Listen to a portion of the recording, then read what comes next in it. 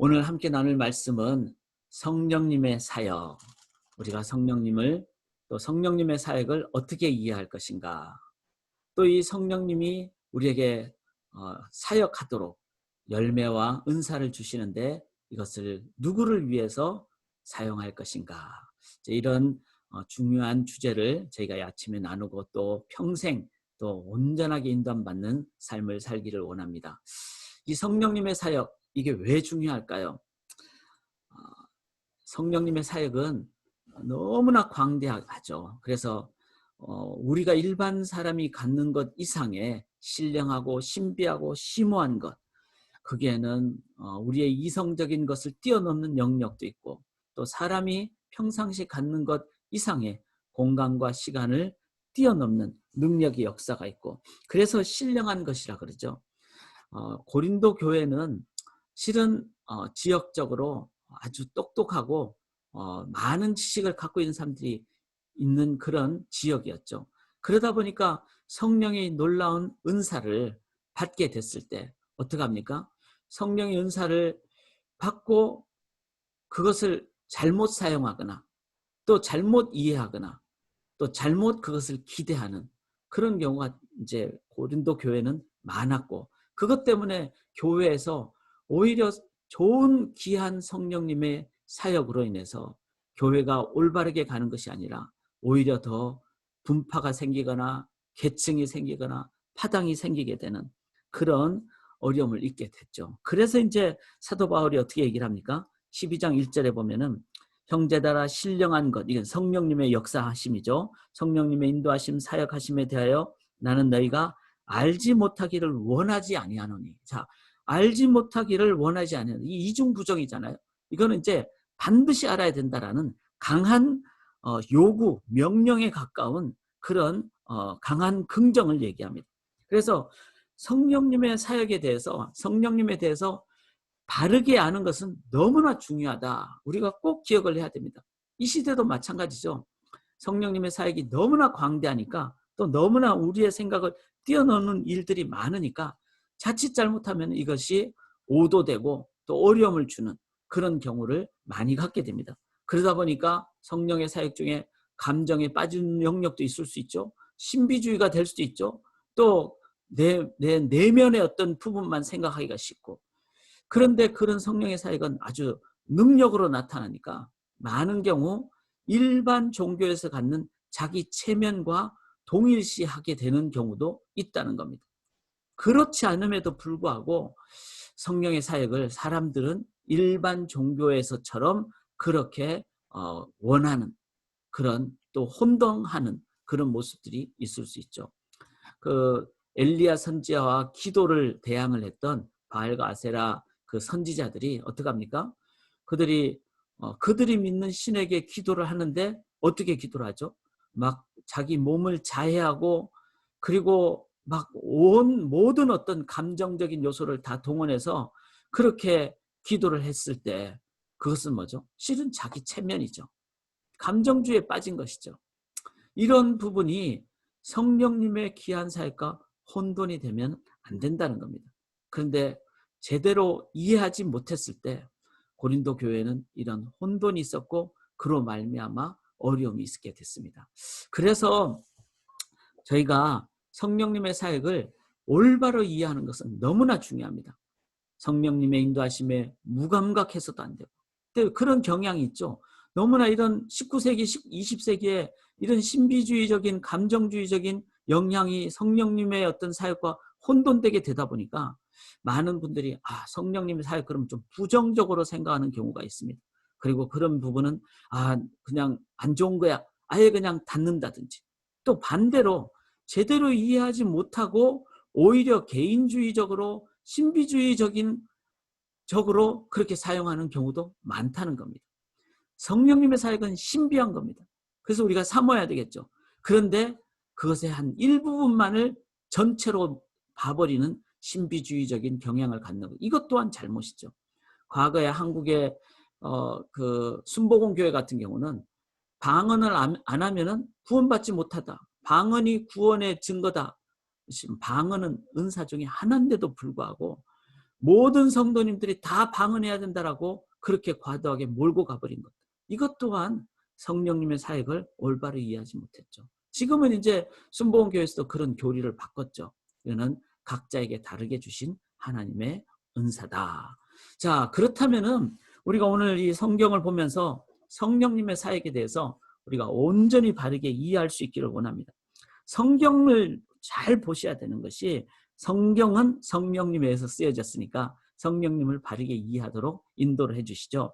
자, 3절에 보시면은 내가 너에게 알리노니 하나님의 영으로 말하는 자는, 자, 성령으로 말하는 자는 누구든지 예수를 저주할 자라 하지 아니하고 또 성령으로 아니하고는 누구든지 예수를 주시라 할 수 없느니라. 성령님의 가장 중요한 첫 번째 사역은 예수님을 나의 그리스도로, 주로 고백하도록 인도해 주시는 사역입니다. 자, 우리가 한번 스스로 잘 볼 수 있기를 합니다. 내가 막 신앙의 생활이 아주 막 강하거나 성숙되지 못하더라도 내가 예수님을 나의 구세주로 고백하는지, 내가 죄인임을 인정하고 주님을 의지하는 그 길 외에는 구원의 길이 없다고 인정을 하는지, 내가 주님을 부인한다고 생각하면 그거는 쉽지 않다. 그거는 난 할 수가 없다. 나는 주님을 구세주로, 주님으로 의지합니다. 고백합니다. 그렇다면요, 그거는 성령님께서 역사해 주신 의미라는 겁니다. 성령으로 시작한 자는 성령으로 인도함 받게 돼 있어요. 그래서 첫 번째, 내가 예수 그리스도를 주로 고백하는지, 이거를 먼저 한번 봐야 됩니다. 또 이걸 더 적용을 한다면 어떻게 되죠?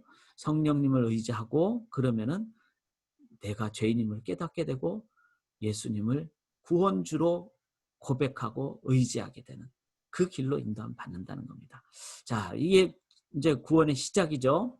그 다음에 여기 여러분 성경을 한번 각자 성경을 보시면요, 4절부터 6절까지인데, 은사는 여러 가지나 성령은 같고, 자, 성령님 해주시는 것은 여러 가지 은사를 주시고, 직분은 여러 가지나 주는 같으며, 이 주는 이제 다 맥락을 봤을 때는 성자 예수님, 즉 예수님이 우리의 머리시잖아요.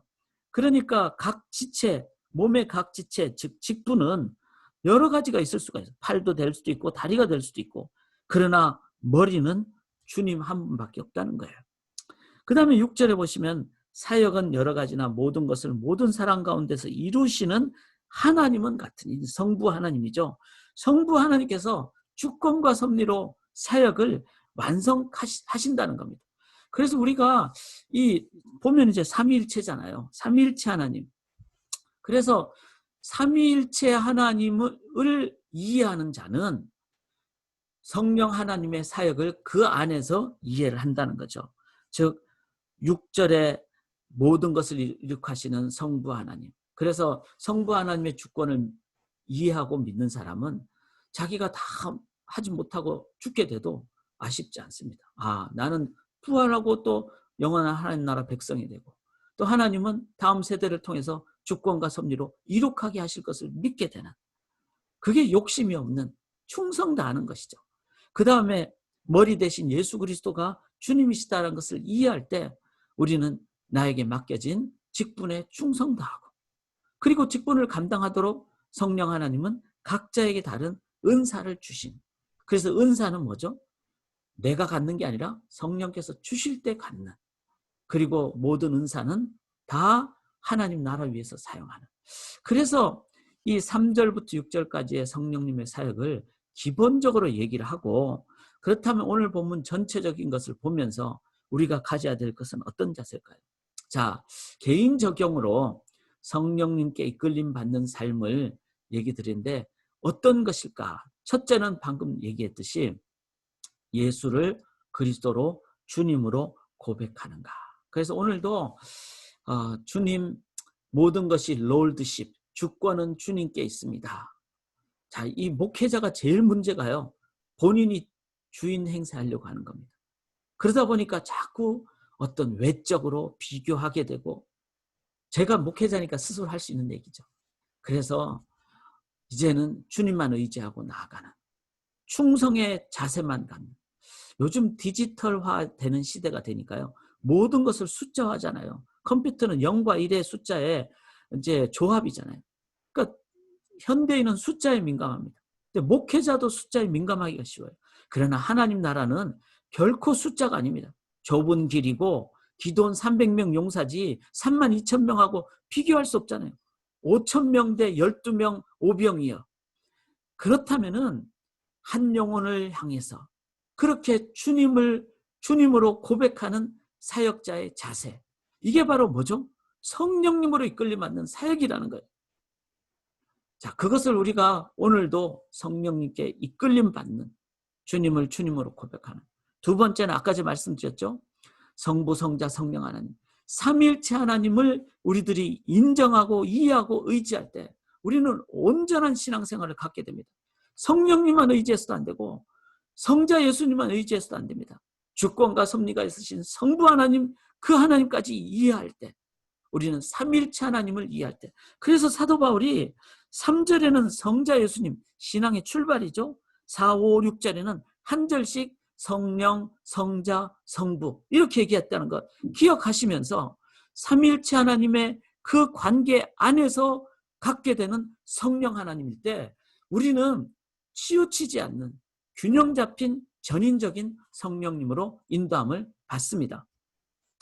자, 세 번째는 뭔가 하면요. 여기 7절에 보면은 이렇게 나오죠. 각 사람에게 성령을 나타내심은 유익하게 하려 하심이라. 여기서 유익이 그 앞에 모든 사람을 위한 common good 이런 거예요. 그러니까 공동체를 세우는 삶을 행하고 있는가. 자, 성령님 은사가 막 대단한 게 많잖아요. 그것이 어떤 대단한 것이라도 자기 과시나 자기 자랑이 아니라 성령을 나타내심은 공동체의 유익을 위함인가. 그래서 오늘도 우리 소망교회, 또 소망교회뿐만 아니라 엔하부의 보편교회가 있잖아요. 그 다음에 전 세계에 보편교회가 있잖아요. 하나님 나라를 위해서 이 사역을 행하고 있는가. 저는 그렇게 믿습니다. 교회가 연합을 제대로 하고 하나됨이 제대로 있으면요. 각 지역교회가 온전히 성령님에 의해서 하나됨으로 가면요. 전도하지 말라 그래도 전도가 됩니다.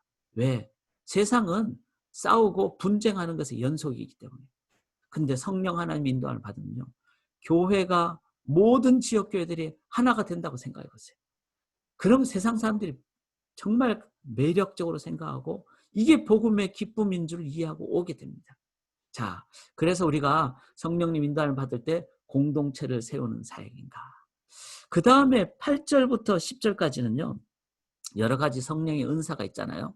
그래서 성령의 은사는 한번 여기도 있지만 다른 본문에도 있고 이제 성령의 은사를 한번 쭉 여러분들이 보시되 성령의 은사는 기본적으로 뭐죠? 성령께서 주신 겁니다. 그 은사는 공동체를 위해서 사용하라고 주신 거죠. 그렇기 때문에 성령의 은사는 높낮이가 없습니다.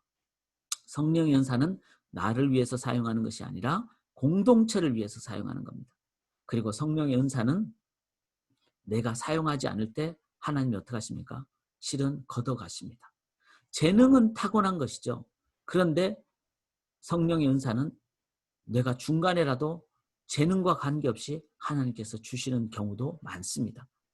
그렇다면은 우리는 나에게 주신 성령의 은사가 어떤 것인지를 아는 것이 우리로 하여금 직분, 사역을 하는데 많은 도움이 됩니다.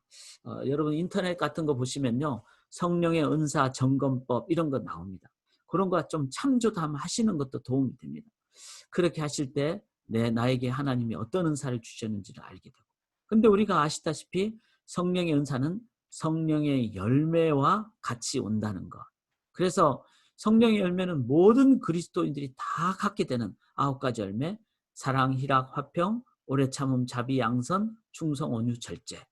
그리고 은사는 각자 다르다는 것. 그래서 성령의 열매가 기본이라는 것.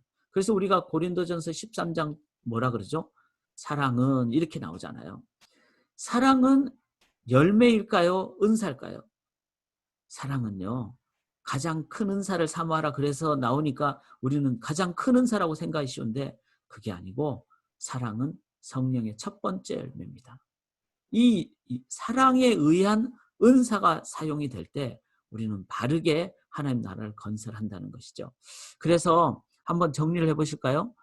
예수 그리스도를 주님으로 고백하는가? 내가 성령으로 인도함 받는다는 것은 삼위일체 하나님을 인정하는가? 공동체를 세우는 삶을 살고 있는가? 나에게 성령의 열매와 성령의 은사를 내가 알고 주님께 사용하고 있는가? 이것을 정리하면요, 저는 오늘 이 적용을 하면 좋겠습니다. 성령님은 어디나 계시고 언제나 역사하시잖아요. 영이시니까. 그러면 그 성령님은 우리가 구할 때마다, 의지할 때마다 함께 하시고 인도하신다는 거예요. 근데 성령님은 내가 구하기 전에는 나를 존중하시기 때문에, 성령님은 인도하시는 그 존중함이 계시기 때문에, 그래 파라클레이토스라고 그러잖아요. 옆에 계시는 분. 그렇기 때문에 내가 성령님께 민감하고 성령님께 의지하는 그때 성령께서는 인도하시고 역사해 주시고, 자, 이게 바로 진짜 성령 충만이에요. 내가 올바른 성령님에 대한 이해와 함께 성령님께 내가 늘 민감하고 성령님을 늘 의지할 때, 그때 그것이 계속되면은 그게 바로 오늘도 성령의 그 충만함으로 내가 나가는 게 아니라 성령으로 인도함 받는, driven by the Holy Spirit, 이렇게 된다는 거죠. 그래서 사랑하는 여러분, 오늘도 성령께 민감한, 성령을 오늘 24시간 그냥 역사하시는 분이시니까 그렇게 성령님과 동행하시는 우리 성도님들이 되시기를 바라며, 제가 사진 하나를 보여드릴게요. 적당한 사진을 찾기가 쉽지 않은데, 제가 여기 보면 핸드폰 있잖아요. 여러분들이 사용하는, 붙잡고 어딘가 갈 때 이거 없으면 허전하는데 핸드폰 찾듯이 붙잡고 다니는 것보다 더 성령님을 의지하시라는 뜻으로 이렇게 제가 이 사진을 한번 사용을 합니다. 우리는 핸드폰 없으면 너무나 막 답답해 하잖아요. 성령님은 잊어버리고 핸드폰은 찾아다니고, 그러면 인간의 생각으로만 인도함 받을 수밖에 없습니다. 그 안에 인간의 글들이 얼마나 많습니까? 그러나 핸드폰하고 비교할 수 없이 성령님께 민감하고 성령님을 의지하고 다니실 때 우리들은 가장 영적인 능력으로 하나님으로 온전히 인도함 받게 될 줄 믿습니다. 그래서 성령으로 인도함 받는 우리 성도님들 되시기를 주님의 이름으로 간절히 기원합니다. 성령이 계시네, 할렐루야 함께 하시네, 좁은 길을 걸으며 밤낮 기뻐하는 것 주의 영이 함께함이라. 성령이 계십니다. 성령이 계시네, 할렐루야 함께 하시네, 좁은 길을 걸으며 밤낮 기뻐하는 것 주의 영이 함께함이라. 만일 우리가 성령으로 살면 또한 성령으로 행할지니, 영어로는 since we live by the Spirit, 우리가 성령으로 살았기 때문에, 성령으로 예수를 주로 고백하며 구원받고 살기 때문에, 그렇다면 let us keep in step with the Spirit.